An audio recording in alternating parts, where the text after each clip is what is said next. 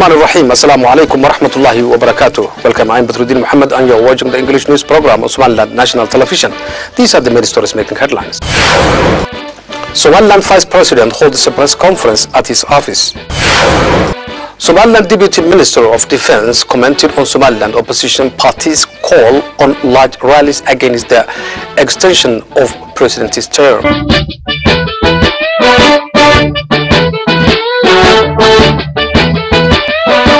Somaliland Vice President, His Excellency Abdurrahman Abdullah Ismail Sailahi, who spoke on Wednesday to the local press, has called on opposition parties to attend a meeting that is set to end difference opinion about the elections. The Vice President of Somaliland held a press conference to discuss the difference between the opposition political parties and the government of Somaliland. The Vice President of Somaliland, Abdurrahman Abdullah Ismail Sailahi, held a press conference at his office in the Presidential Palace. The Vice President of Somaliland, speaking in the press conference, elaborated on the significance of negotiations between the national parties and the government of Somaliland. The Vice President of Somaliland, Abdurrahman Abdullah Ismail Sailahi, expressed the historic background of Somaliland conflict resolution system, and he stated that the people of Somaliland have a valuable culture of solving their disputes. The Vice President of Somaliland mentioned that the government of Somaliland is ready to have negotiations with opposition political parties. Somaliland Deputy Minister of Defense, Mr. Jama Abdullahi Bin, speaking to the local media, commented on Somaliland opposition parties' call on large rallies against the extension of President's term, saying that such talks may impose risks to the national security. The Deputy Minister of Defense, Mr. Jama Abdullahi Bin, speaking to the local media, commented on Somaliland opposition parties' call on large rallies against the extension of President's term, saying that such talks might impose risks to the national security.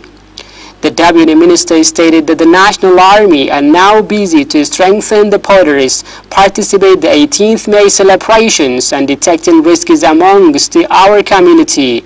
Therefore, we are disappointed with the call of protest against President's term extension by the opposition parties, and we will not tolerate that. Somaliland National Television's Intellectuals Desk organized a debate program which had in attendance by Somaliland government officials, parliamentarians and intellectuals to discuss the fruitful results out of Somaliland people's decision to regain independence. Somaliland National Television's Intellectual Desk organized a debate program which had attendance by Somaliland government officials, parliamentarians and intellectuals to discuss the fruitful results out of Somaliland's people's decision to regain independence. Among the attendees, the Deputy Minister of Planning, Minister of State of Resources, Director General of Ministry of Posts and Telecommunication, Second Deputy Chairman of Kulmiya Party, and the President of New Generation University in the capital. Parliamentarian Wabe explained Somaliland's relation with neighboring countries and had stated, "We have very strong political and cooperation relations with our neighboring countries, for example, Kenya, Ethiopia, and Djibouti. Somaliland community have business relations with Gulf countries including Yemen and Saudi Arabia." The Deputy Minister of Planning and National Development enlightened possible approach that may result the realization of the international recognition. The women wing for Kulmiya ruling party in the capital, who turned out on Wednesday, have fully expressed their support for the recent decision made by Somaliland Upper House of Parliament to extend the timeline for presidential and parliamentary elections. As part of series of comments on the recent decision by Somaliland House of Kurti on extending the tenure of presidential and parliamentary elections, women wing of Kulmiya party have shown on Wednesday their full support of taking this step forward. They also, on the other hand, elaborated on the significance of providing full support to the House of Kurti, as they are the only final house for resolving and minor disputes that arises among the people. The chairman of the women for Kulmiya Party, Anab Omar Eleye, spoke in the press conference while she elaborated the important role of the Somaliland Chamber of Elders. She also mentioned that they paid their support to the House of Elders decision. The Deputy Chairman, Dalais, also spoke in the press conference, and she showed the support they have to the House of Elders.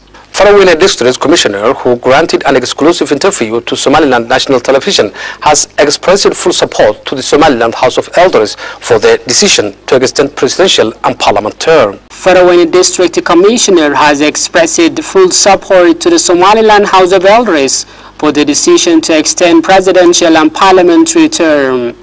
Farawayne District Commissioner, speaking on Wednesday to SLNTV, has reiterated that the Council is the only entity that has the mandate to extend the timeline for holding presidential and parliamentary elections in the Republic of Somaliland during the press conference. He further pledged to fully support decisions by House of Elders regarding the tension. He further pledged to fully support decisions by the House of Elders regarding the extension of the timeline for the elections. On the other hand, the Commissioner has urged residents of the district to fully participate and prepare themselves for the National Day of Somaliland Independence, 18th May. That's just away for a few days. That's all news we have for you. Thank you for watching. Until next time, goodbye. Assalamu alaikum wa rahmatullahi wa barakatuh.